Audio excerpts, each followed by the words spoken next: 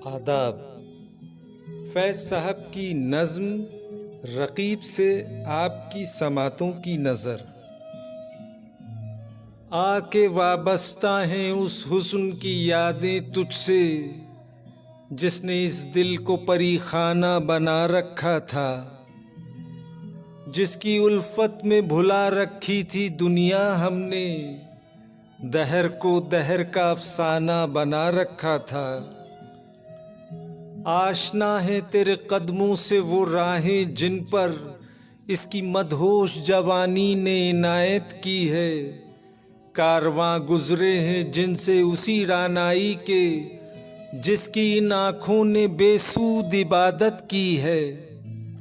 तुझसे खेली हैं वो महबूब हवाएं जिनमें उसके मलबूस की अफसुर्दा महक बाकी है। तुझ पे भी बरसा है उस बाम से महताब का नूर, जिसमें बीती हुई रातों की कसक बाकी है। तूने देखी है वो पेशानी, वो रुखसार, वो होंठ, जिंदगी जिनके तसव्वुर में लुटा दी हमने। तुझ पे भी उठी हैं वो खोई हुई साहिर आंखें, तुझको मालूम है क्यों उम्र गंवा दी हमने। हम पे मुश्तरका है एहसान गमे उल्फत के, इतने एहसान के गिनवाऊं तो गिनवा न सकूं। हमने इस इश्क में क्या खोया है क्या सीखा है, जुस तेरे और को समझाऊं तो समझा न सकूं। आजी सीखी गरीबों की हिमायत सीखी, यासो हिरमान के दुख दर्द के मानी सीखे।